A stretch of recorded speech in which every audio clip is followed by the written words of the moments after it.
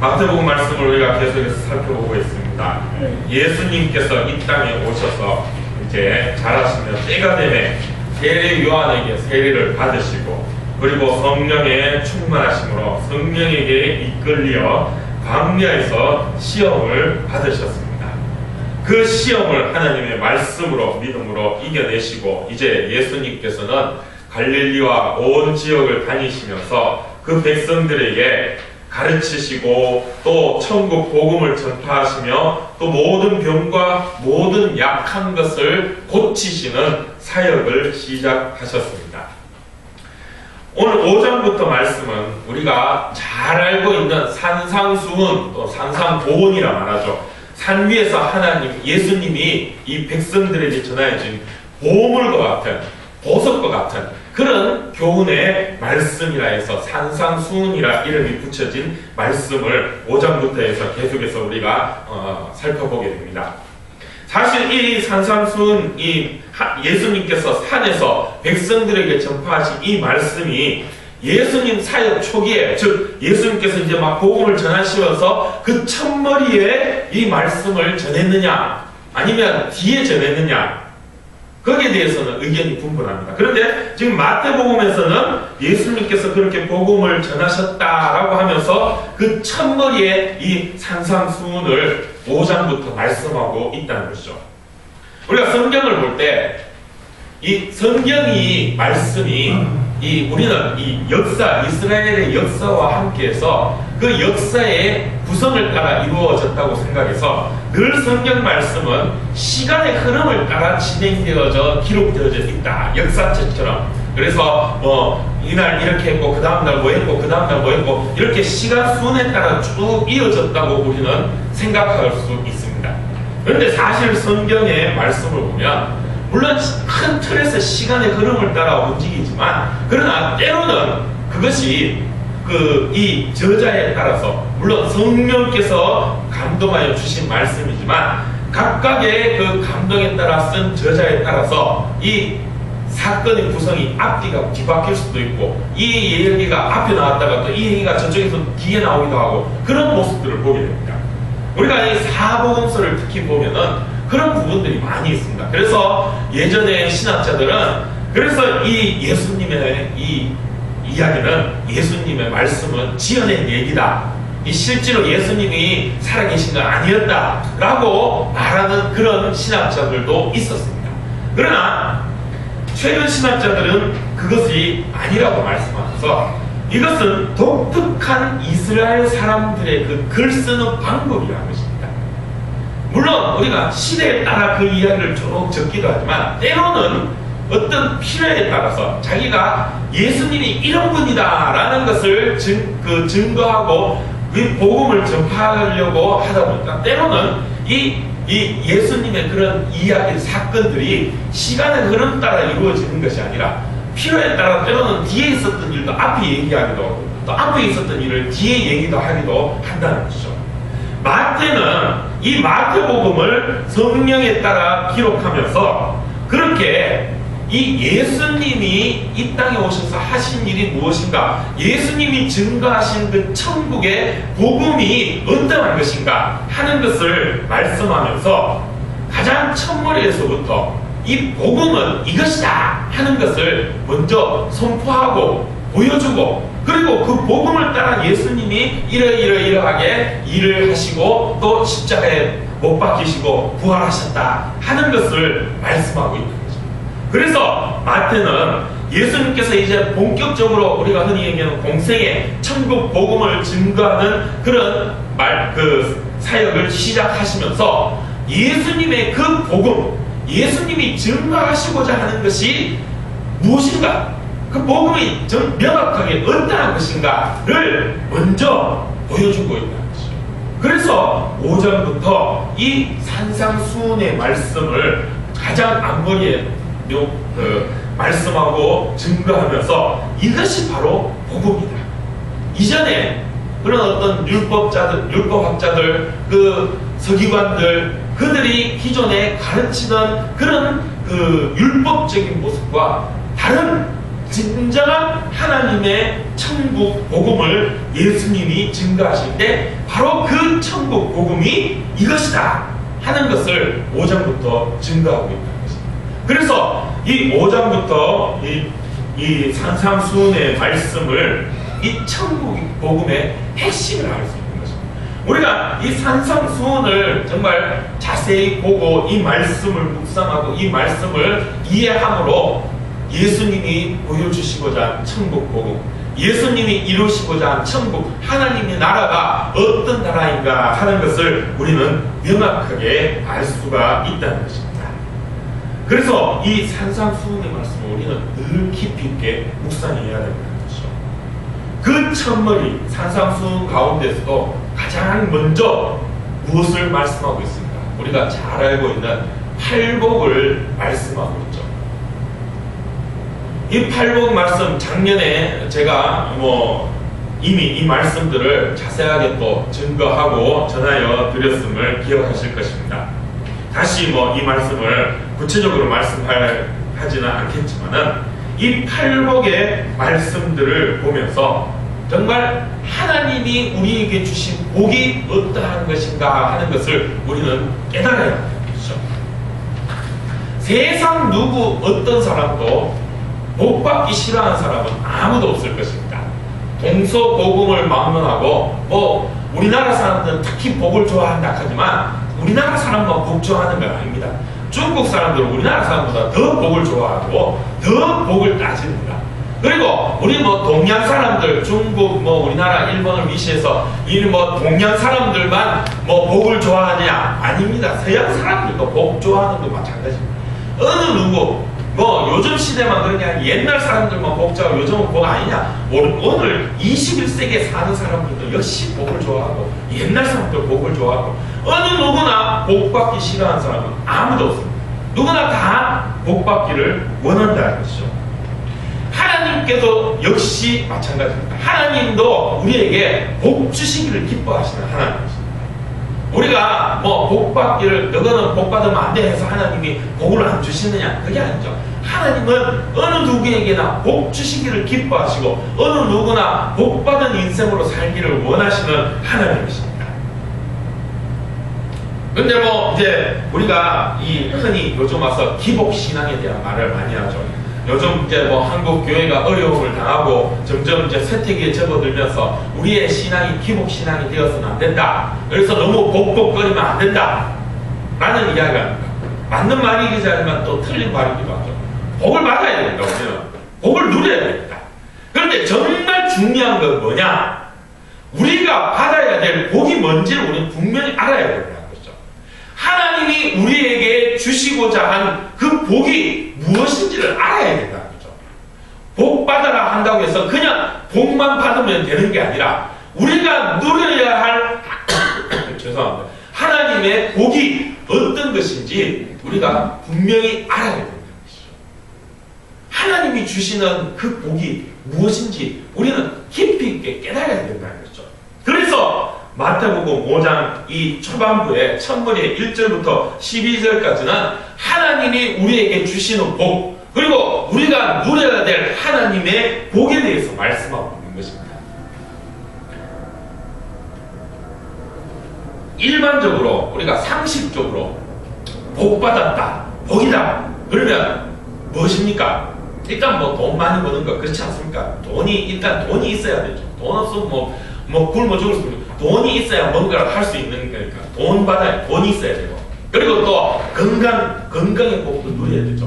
그리고 또 자녀들도 잘 돼야 되고 가정이 화평한 복도 누려야 되고 또 하는 일도 잘 되는 그런 복도 누려야 되고, 우리가 흔히 일반적으로 생각하는 복은 그것입니다. 이걸 요약해서 한마디로 얘기하면 그야말로 등 뜨시고 배부른 복을 우리가 누려야 되겠죠. 어느 누구나 그런 복을 싫어하는 사람은 없을 것입니다.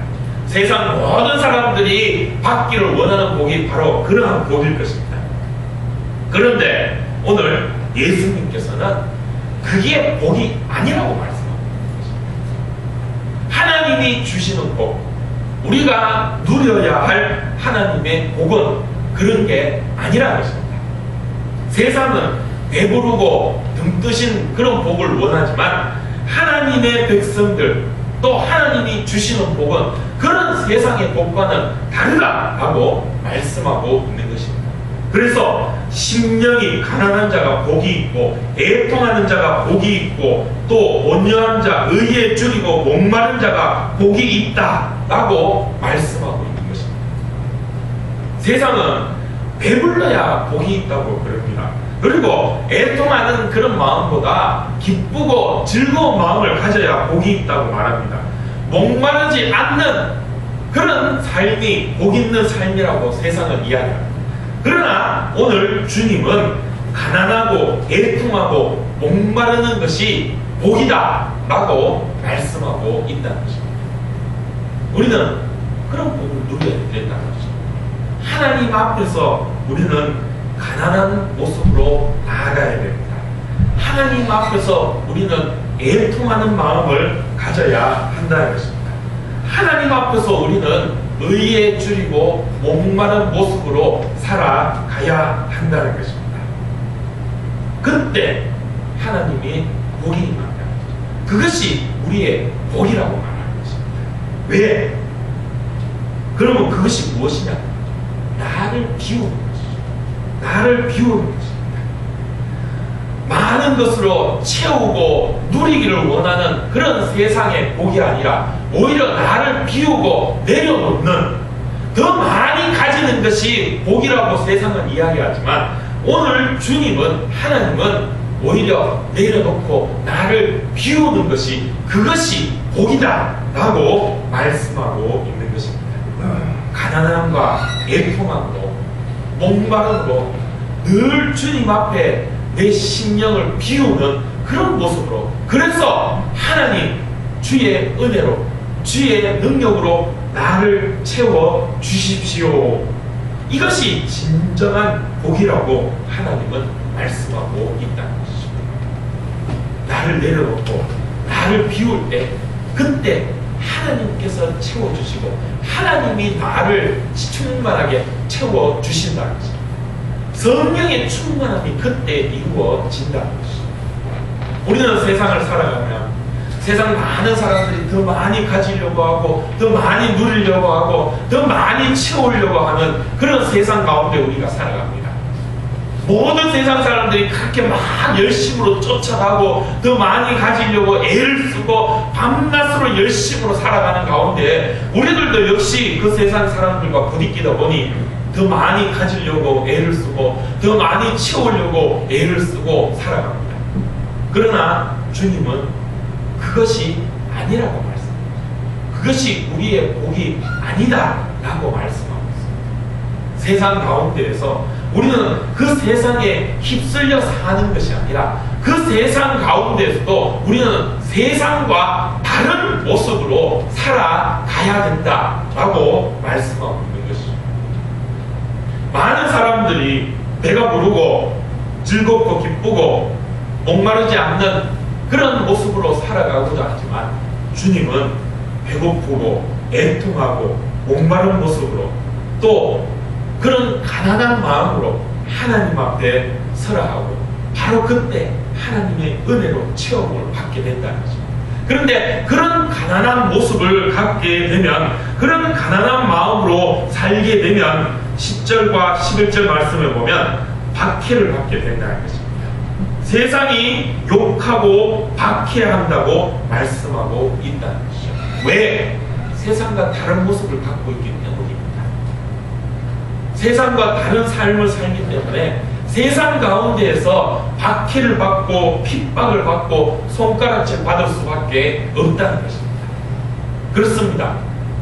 세상에 사는 그리스도인들은 그렇게 세상과는 다른 모습으로 살 수밖에 없습니다. 별종으로 살 수밖에 없습니다. 그래서 그 믿음 때문에 손가락질 받기도 합니다. 세상 사람들이 욕을 하기도 합니다. 너는 뭐라고 그렇게 별나게 너가 그래 살아가 되나? 너가 그렇게 맨날 배고프고 맨날 그렇게 가난한 마음 그렇게 산다고 뭐가 되나? 때로는 어리석다고 조롱하기도 합니다. 때로는 바보라고 조롱합니다. 그러나 오늘 주님은 그것이 우리의 복이다라고 말씀하고 있는 것입니다. 그렇게 살아야 한다라고 말씀하고 있는 것입니다. 하나님의 자녀, 내가 하나님을 아버지라 부르고 내가 하나님을 믿는다면, 예수 그리스도를 나의 구세주로 믿는다면 우리는 세상 가운데서 핍박받으며 손가락질 받을 수밖에 없다는 것입니다. 하나님이 원하시는 믿음의 삶은 세상과 함께할 수 없다는 것이죠. 그런데 그런 우리의 모습을 예수님은 13절부터 소금과 빛이라 말씀하고 있는 것입니다. 너희는 그래서 그런 하나님 앞에 줄이고 목마른 마음으로, 애통하는 마음으로, 가난한 마음으로 서며 그 하나님의 복을 누릴 때, 나를 비우고 나를 내려놓는 바로 그 가운데서 하나님의 성령의 충만함으로 하나님의 은혜로 채우심을 받을 때 너희는 세상의 소금이고 빛이다 라고 말씀하는 것입니다. 소금이 되고 빛이 되는 것이 아니라 너희는 소금이고 빛이다. 이게 무엇이냐? 소금이 되고 빛이 되어라 하면 우리가 그렇게 되어야 합니다. 그래서 우리는 애를 쓰고 힘써서 내가 소금이 되려고 힘쓰고 애써야 되고 내가 빛이 되려고 힘쓰고 애써야 됩니다. 그런데 오늘 주님은 성경에서 말씀하시기를 너희는 소금이고 너희는 빛이다 라고 선포를 하십니다. 선언을 하신다는 거죠. 이건 뭐냐? 내가 빛이 되고 내가 소금이 되는 것이 아니라 하나님께서 우리를 이미 빛으로 소금으로 만드셨다는 것입니다. 하나님께서 이미 너는 소금이고 빛이다. 그러니까 내가 소금이 되려고 빛이 되려고 애쓰고 노력해서 이루는 것이 아니라 이미 나는 소금이고 빛이다. 이미 우리는 소금이고 빛이라 살아가고 있다는 것입니다. 그걸 우리는 깨달아야 된다는 거죠. 즉 내가 하는 것이 아니라 하나님이 이루신다는 것입니다. 하나님이 하신다는 것이에요. 그래서 우리는 세상 가운데 소금과 빛으로 살아갈 수 있다는 것입니다. 내가 하려고 하면, 내가 이루려고 하면 실패할 수밖에 없습니다. 이룰 수가 없습니다. 소금이 될 수가 없고 빛이 될 수가 없습니다. 왜냐? 사단이 우리를 유혹하고 시험하기 때문에. 나는 그 사단을 이길 수 없습니다. 우리는 근본적으로 사단을 이길 능력이 없는 존재예요. 태초의 아담과 하와로부터 우리는 그 사단의 시험과 유혹을 이길 수 없는 존재입니다. 내 힘으로는 감당할 수가 없어요. 그러나 주님의 능력, 하나님이 하시면 이깁니다. 예수님은 이미 그 사단을 이기시고 하나님은 이미 그 사단을 꺾으셨어요. 그래서 우리는 하나님의 은혜로 예수 그리스도의 능력으로 성령의 충만함으로 살아갈 때 그 사단의 시험과 유혹을 이길 수가 있다는 것입니다. 바로 이것이 우리의 믿음인 것입니다. 그래서 내가 소금이 되고 내가 빛이 되려고 하면 우리는 넘어지고 쓰러지고 이럴 수가 없습니다. 소금이 될 수가 없습니다. 빛이 될 수가 없어요.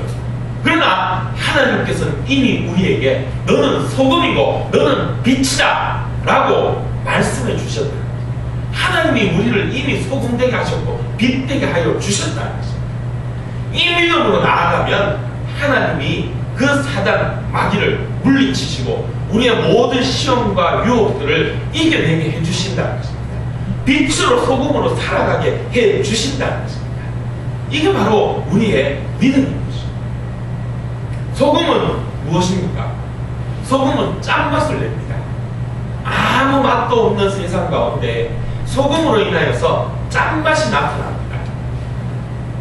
이 소금, 이것은 특별한 모습을 나타낼 수밖에 없다는 것입니다. 짠맛을 잃은 세상 가운데 짠맛을 내게 하는 그런 분명한 존재감을 드러내고 나타날 수밖에 없다는 것이죠. 빛도 역시 마찬가지로 빛은 어둠과 상극입니다. 빛은 어둠과 함께 할 수가 없어요. 빛이 있으면 어둠은 사라질 수밖에 없습니다. 그런데 그 빛이 없으면 어둠이 자리할 수밖에 없다는 것이죠. 여러분, 깜깜한 밤에 요즘은 이 정전이 잘 안 되죠. 그죠? 워낙 우리나라 이 이 전기 시설이 잘 돼서 정전이 잘 안 되는데, 제가 어릴 때 초등학교만 해도 가끔씩 정전될 때가 많이 있죠. 정전이 되면 깜깜합니다. 온 동네가 불이 다 꺼져가 깜깜합니다. 그래갖고 막 정전돼 딱 하면 막 전부 다 온 집안 식구들이 난리가 납니다. 양초 찾으려고 막 더듬더듬거리면서 막 성냥 찾아라, 양초 찾아라 그래가지고 이제 불 이 의에 찾아가지고 성냥불을 탁 해갖고 양초에 불을 탁 붙이면 어떻게 됩니까? 그때부터 밝아지면서 주변의 모습들이 보이게 되고 또 빛이 임하게 되죠. 그러면 어둠이 사라지게 되죠. 바로 그것입니다. 어두움, 세상은 이 죄악의 어두움 가운데 있습니다.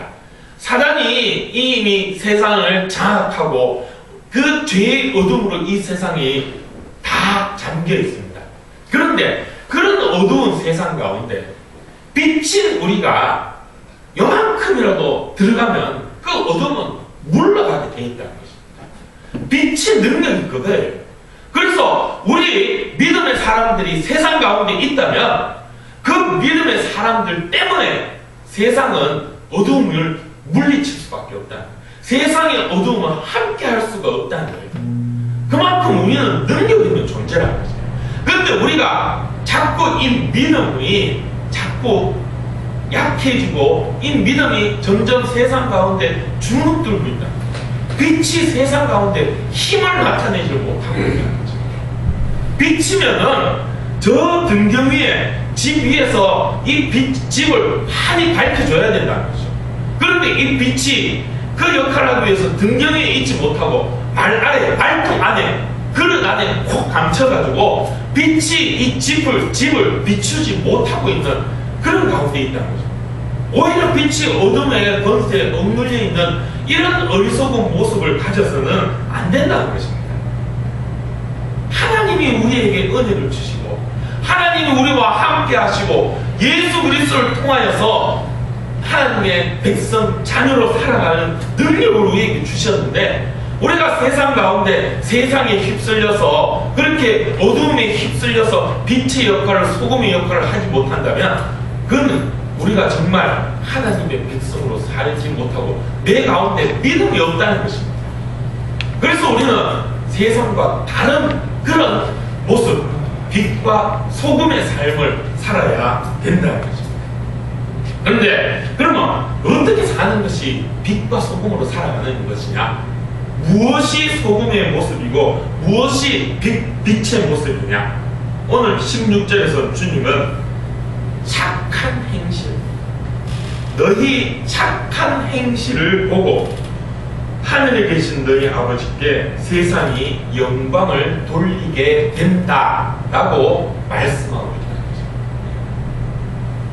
거죠. 결론적으로 말씀드리면 우리가 세상 가운데 소금으로 빛으로 살아가는 것은 착하게 살아가는 것이라는 것입니다. 착해야 된다는 것입니다. 예수 믿는 사람, 하나님의 자녀다, 교회 다닌다 그러면 세상 사람들에게 야 착한 사람이구나 하는 소리를 들어야 된다는 거죠. 그게 그리스도인으로 세상 가운데 소금으로 빛으로 살아가는 사람들의 삶의 모습이라는 거죠. 착해야 된다는 거죠. 착하게 살아야 됩니다. 근데 참 세상이 착하게 살기가 힘든 세상이죠. 착하게 살려고 하니까 이 착한 사람들이 배고프고 착한 사람들이 어려움 당하는 것이 세상의 모습인 것 같습니다. 이 의를 구하는 사람들이 오히려 살기 힘든 게 세상의 모습입니다. 이 지금 아직까지도 이 세상을 들썩거리게 하는 사건이 얼마 전에 있었죠. 연말에 땅콩 회항 사건 우리가 흔히 이야기합니다. 이 대한항공 그 회장 따님이 부사장이신데 그분이 이 땅콩 서비스하는 게 자기 마음에 이게 껍질을 까가줬는지 안 까가줬는지 이것 때문에 막 화가 나가지고 이 직원들을 야단치고 막 하면서 비행기를 돌려라 해가지고 사무장을 내리게 하고 했는데 그 과정에 이런저런 얘기가 있고 그 과정에서 어려움이 있죠. 그 직원 사무장이라는 사람이 자기는 잘못한 게 없다 해서 정말 자기는 의롭게 정말 옳은 얘기를 했는데 뭐 이 회사가 막 힘의 논리로 그것을 뭐 유야무야 하려고 하다가 어떻게 뭐 지금은 뜻대로 안 되고 뭐 그렇게 얘기가 진행되는 그런 모습들, 착하게 살면 묻힐 수밖에 없는 그런 모습, 우리가 살아가는 세상이 그런 세상입니다. 그래도 우리는 착하게 살아야 된다는 것이죠. 왜? 하나님이 원하시는 것이기 때문에. 아니, 내가 착하게 살려고 한다고 또 착할 수 있는 건 아니죠. 하나님이 우리 가운데에서 나로 하여금 세상 가운데 착하게 살도록 만들어 주시고, 그 하나님이 그래서 소금이 되고 빛이 되게 하셔 주신다는 것입니다. 그리고 그것을 통해서 하나님이 주시는 복을 누리게 된다. 세상의 복과는 차원이 다른, 세상의 복과는 전혀 다른 하나님이 주시는 하나님의 복을 누리는 그런 삶이 우리의 삶이 된다는 것입니다. 그래서 우리는 늘 하나님 앞에 비워야 됩니다. 내려놓아야 됩니다. 세상 가운데에서도 또 하나님 앞에 나아가면서도 늘 우리의 마음을 비우고 우리의 심령을 비움으로 가난하고 애통하고 목마른 그런 마음으로 주님 앞에 나아가서 주님께서 부어주시는 은혜와 성령의 충만함으로 세상 가운데 빛과 소금이 되어 착한 행실을 나타내고 하나님의 영광을 드러내는 그런 삶을 살아가는 것이 우리의 모습이요, 그것이 바로 우리의 믿음인 것입니다. 내가 하는 것이 아니라 하나님이 하신다는 것입니다. 날마다 하나님 앞에 겸손히 나아가는 그런 저와 여러분, 우리 이양의 가족들이 되기를 축복합니다. 하나님 앞에 내려놓아야 됩니다.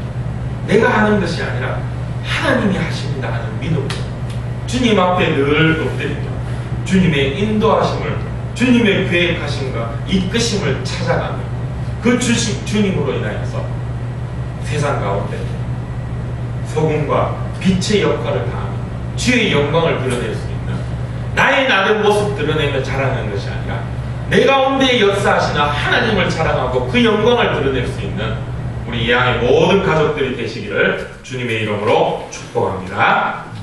기도하겠습니다.